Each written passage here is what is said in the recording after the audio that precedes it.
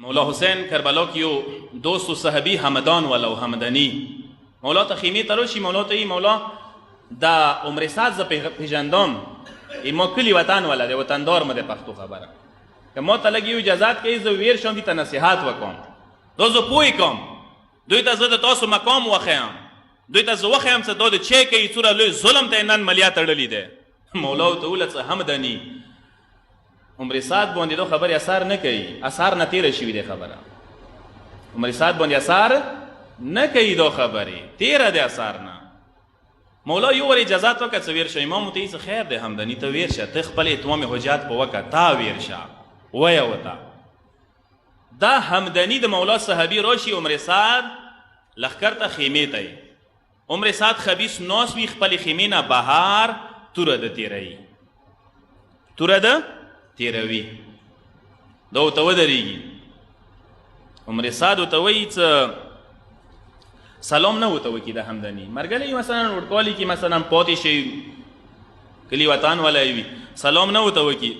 عمر سعد ګیله ورته وکړي څه اولستو مسلمان، سلام د ویلې نه وکړو، وایي ما د مسلمان نه بولي.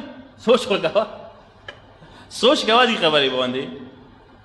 زموږ معاشره تقریبا زه نوا کې تصویر انداسې جوړېږي، یو کس بیخي قاتل دی، مجرم دی، ظالم دی، ګناهګار دی، حرامخوری دی، سودخوری دی، هر قسم ته هغه ورکې دی، ځان پاته دی ورته زه چی یم، ځان ورته مسلمانه برېښي، ځان ورته چی برېښي مسلمانه ورته برېښي. عمر سعد څه یایي اولستو مسلمان، سلام د نه وکړو تا ته زه مسلمان نه برېښم.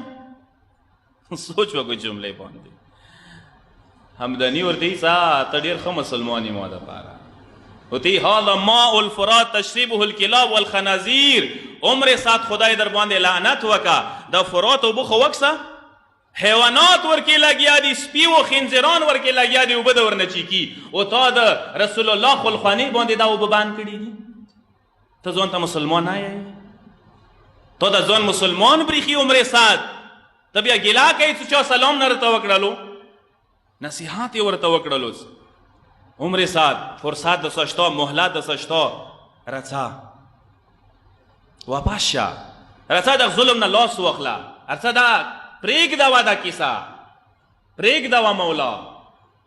عمر سعد څه ځواب ورکوي؟ عمر سعد ورته وایي څه همدني څه وکړو مجبور یم، ما به اوبه برېښلې وي، ما به د جنګ نه لاس نیولی و، خو څه وکړم ما شهریری حکومت باندې معامله کړې ده، ما سودا کړې ده، دا سودا چې زه پرېږدم ما ته تاوان دی.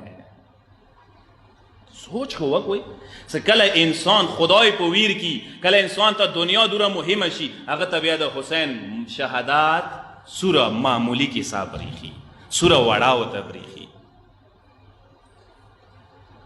انسان څه خدای په ویر کی، هغه ته متمخانې جماعت کې لګت ویله اسانه برېښي، هغه ته مال حرام مال یتیم خوړله اسانه برېښي، هغه ته خمس نه ورکوله اسانه برېښي، هغه ته زکات نه لنډوله اسانه برېښي، هغه ته روژې خوړله اسانه برېښي، هغه ته منبر باندې کښېنه شریعت په خلاف خبرې کوه، شریعت الټا پیش کوه، منبر نه شریعت په خلاف تبلیغ کوه، هغه ته اسانه برېښي.